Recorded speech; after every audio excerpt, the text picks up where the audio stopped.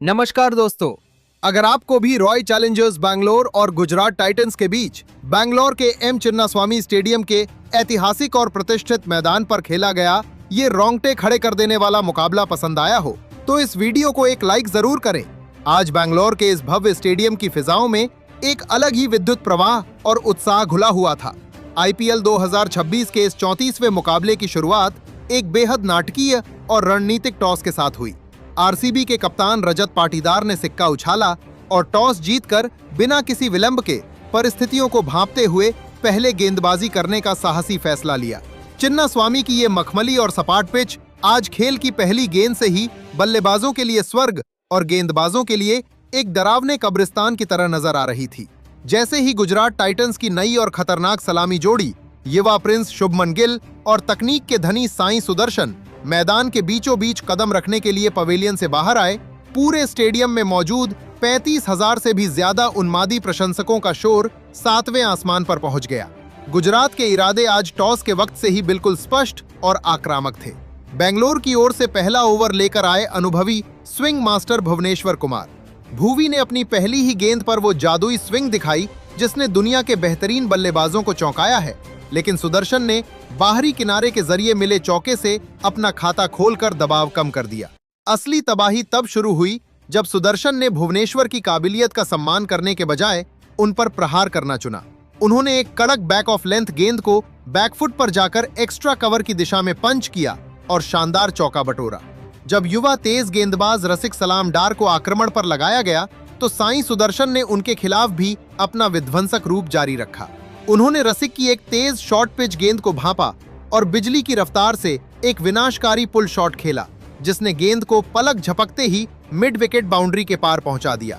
सुदर्शन यही नहीं रुके, अगली ही गेंद पर एक कड़क कट शॉट जड़कर उन्होंने RCB के गेंदबाजी अनुशासन को पूरी तरह से तहस नहस कर दिया।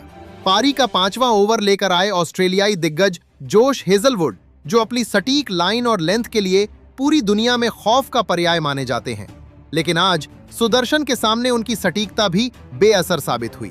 सुदर्शन ने हेजलवुड के इस ओवर में 14 रन कूट डाले, जिसमें पारी का सबसे अद्भुत और गगनचुंबी छक्का शामिल था।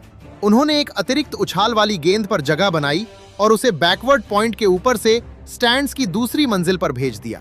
इस शॉट को देखकर खुद विराट कोहली भी अचंभित रह गए। पावर प्ले की समाप्ति तक गुजरात टाइटंस ने बिना कोई विकेट खोए एक ऐसी ठोस और विध्वंसक शुरुआत कर ली थी जिसने RCB की रणनीति को पूरी तरह से बैकफुट पर धकेल दिया था। बीच के ओवरों में जब रोमारियो शेफर्ड आए तो सुदर्शन ने एक ऐसा अविश्वसनीय लैप शॉट खेला जिसने प्रशंसकों को महान एबी डिविलियर्स की याद दिला दी। सुदर्शन ने मात्र 26 गेंदों में अपना सीजन का सबसे तेज अर्धशतक पूरा किया। मैच का 12वां ओवर किसी सस्पेंस फिल्म के क्लाइमेक्स जैसा था जब लेग स्पिनर सुयश शर्मा गेंदबाजी के लिए आए। सुदर्शन का एक तेज शॉट सीधा सुयश के बाएं हाथ पर जा लगा और वे दर्द से करहाते हुए मैदान पर ही बैठ गए। खेल करीब 10 मिनट तक रुका रहा। इस ब्रेक के दौरान विराट कोहली और शुभमन गिल को पिच के बीचों बीच ठहाके लगाते देखा गया। गुरु और शिष्य की इस केमिस्ट्री ने करोड़ों प्रशंसकों का दिल जीत लिया। खेल दोबारा शुरू होते ही सुयश शर्मा ने गजब का जज्बा दिखाया और शुभमन गिल को अपनी फिरकी में फंसा लिया।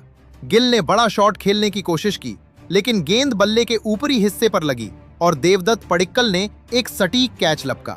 गिल के जाने के बाद जॉस द बॉस बटलर की एंट्री हुई। इसी बीच साई सुदर्शन ने मात्र 57 गेंदों में IPL 2026 का अपना पहला और ऐतिहासिक शतक पूरा कर लिया। पूरा चिन्नास्वामी स्टेडियम, जो अक्सर कोहली कोहली के नारों से गूंजता है, आज इस युवा बल्लेबाज के सम्मान में खड़ा होकर स्टैंडिंग ओवेशन दे रहा था। 15 ओवर की समाप्ति पर गुजरात का स्कोर 155/1 था।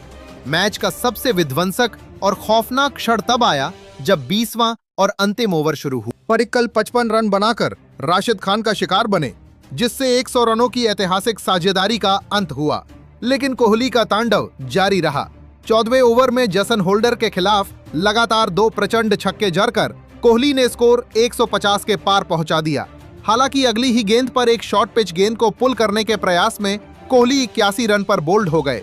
भले ही किंग कोहली पवेलियन लौट गए, लेकिन वे RCB को जीत के उस सुरक्षित मुकाम पर छोड़ गए थे जहां से हारना नामुमकिन था। 15 ओवरों के बाद आरसीबी का स्कोर 171/4 था। अब बेंगलुरु को आखिरी 30 गेंदों में मात्र 35 रनों की मामूली दरकार थी। आवश्यक रन रेट, जो शुरुआत में पहाड़ जैसा था, अब सिमटकर मात्र 7 रन प्रति ओवर रह गया था। मैदान पर अब कप्तान रजत पाटीदार और दुनिया के सबसे खतरनाक फिनिशरों में से एक टीम डेविड मौजूद थे। गुजरात के गेंदबाजों के चेहरे पर हार का डर साफ देखा जा सकता था। चिन्नास्वामी की यह ऐतिहासिक रात अब पूरी तरह से बेंगलुरु के नायकों और उनके उन्मादी प्रशंसकों के नाम हो चुकी थी। क्या रजत पाटीदार अपनी टीम को जीत की उस अंतिम दहलीज के पार ले जा पाएंगे, जिसकी नींव विराट कोहली की ऐतिहासिक पारी ने रखी थी? 35,000 प्रशंसकों का शोर अब एक ऐसी गर्जना में तब्दील हो चुका है जो ये ऐलान कर रहा है कि आज का सुल्तान केवल और केवल बेंगलुरु ही होने वाला है। आरसीबी की ये पलटन अपनी जीत की गौरव गाथा लिखने के लिए पूरी तरह तैयार है।